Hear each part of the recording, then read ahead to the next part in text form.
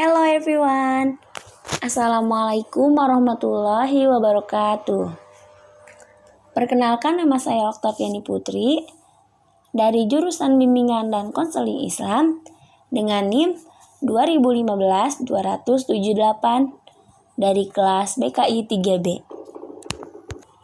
Tujuannya dibuat video ini yaitu untuk memenuhi tugas UTS mata kuliah teknik dan keterampilan konseling. Baik, di sini saya akan menjelaskan tentang 3 teknik konseling, yaitu yang pertama adalah open question, lalu yang kedua ada senyum konselor, dan yang terakhir yaitu pemberian nasihat. Langsung saja pada pembahasan pertama yaitu open question. Open question atau pertanyaan terbuka adalah pertanyaan-pertanyaan yang memberikan kesempatan yang seluas-luasnya kepada klien untuk memberikan jawabannya atau tanggapannya.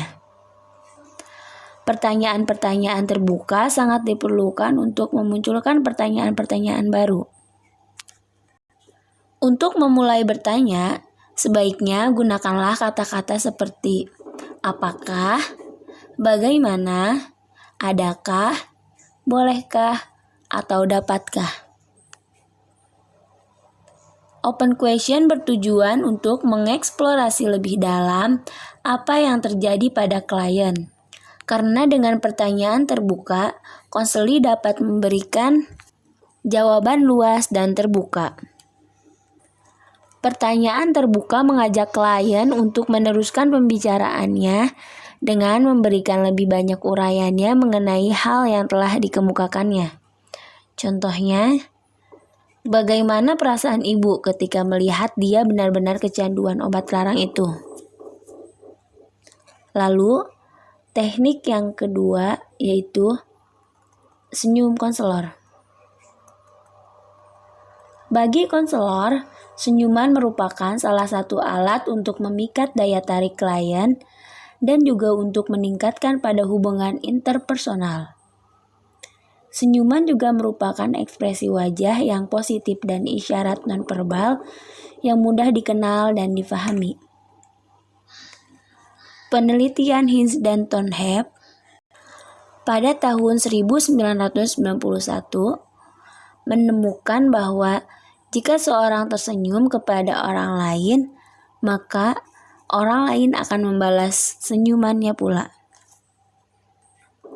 Berkenaan dengan hasil penelitian tersebut, dapat dianalogikan jika konselor memberikan senyuman pada awal pertemuan dengan kliennya tersebut, maka si klien tersebut akan cenderung membalas senyuman yang diberikan konselor.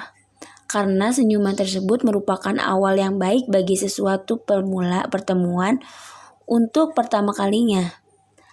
Adapun untuk pertemuan pertama konselor dan klien, dalam hal positif yaitu dengan konselor memberikan senyuman yang tulus kepada si klien karena dengan senyuman ini bisa mencairkan suasana, sehingga pertemuan ini bisa berjalan dengan lancar dan terjadinya kerjasama sehingga munculnya keakraban antara konselor dan klien tersebut. Pada aktivitas konseling, ketika konselor mendengarkan konseli yang sedang berbicara atau menjelaskan masalahnya dan berusaha untuk mengerti perasaan konseli, maka kondisi itulah yang akan membuat si klien merasa diperhatikan dan sangat penting di hadapan konselor. Hal ini yang dilakukan oleh konselor dengan ekspresi wajah yang positif dan tentunya itulah yang bermanfaat terhadap konseli. Lalu teknik yang ketiga yaitu pemberi nasihat. Definisi nasihat yaitu ajaran atau pelajaran baik berupa anjuran, petunjuk, peringatan, teguran yang baik. Pemberian nasihat dalam proses konseling bisa dilakukan oleh konselor saat konseling membutuhkan penjelasan dan kepastian tentang apa yang akan ia lakukan kelak. Pemberian nasihat sebaiknya disesuaikan dengan usia, kedewasaan, kemampuan, kondisi emosional, tingkat kesulitan norma-norma sosial, dan nilai-nilai agama yang ada pada konseli. Adapun jenis-jenis nasihat, yaitu ada 3. Yang pertama adalah nasihat langsung atau direct advice yang diberikan secara langsung oleh konselor apabila konseli tidak mengetahui tentang apa yang akan ia lakukan kelak. Contohnya, kamu bisa menanyakan ke Pak Ade jika kamu belum mengetahui bagaimana caranya memperoleh beasiswa tersebut. Yang kedua, ada nasihat persuasif atau persuasive advice yang diberikan apabila konseli sudah mengetahui alasan-alasan logis tentang apa yang akan ia lakukan kelak. Contohnya, oke, kalau begitu kamu sudah mengetahui bagaimana caranya mendapatkan beasiswa tersebut. Sekarang, ayo kamu coba urus ya. Dan yang terakhir, yaitu ada nasihat alternatif atau alternatif direct yang diberikan oleh konselor setelah konseli sudah mengetahui kelebihan dan kekurangan setiap alternatif yang akan ia pilih kelak. Contohnya, setelah kamu mengidentifikasi untung ruginya menikah sebelum menyelesaikan kegiatan studimu, coba pikirkan sekali lagi sebelum kamu mengambil keputusan akhir tersebut. Adapun peringatan untuk seorang konselor, yaitu konselor tidak boleh memaksakan pilihannya kepada konseli ketika memberikan nasihat. Dan adapun kriteria pemberian nasihat, yaitu yang pertama tepat sasaran. Isi nasihat tertuju pada konseli tentang apa yang akan ia lakukan kelak.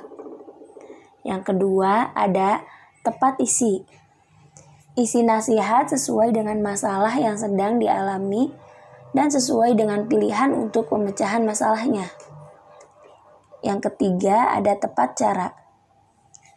Cara penyelesaiannya harus jelas dan singkat ataupun terbelit-belit. Dan yang terakhir yaitu tepat aplikasi.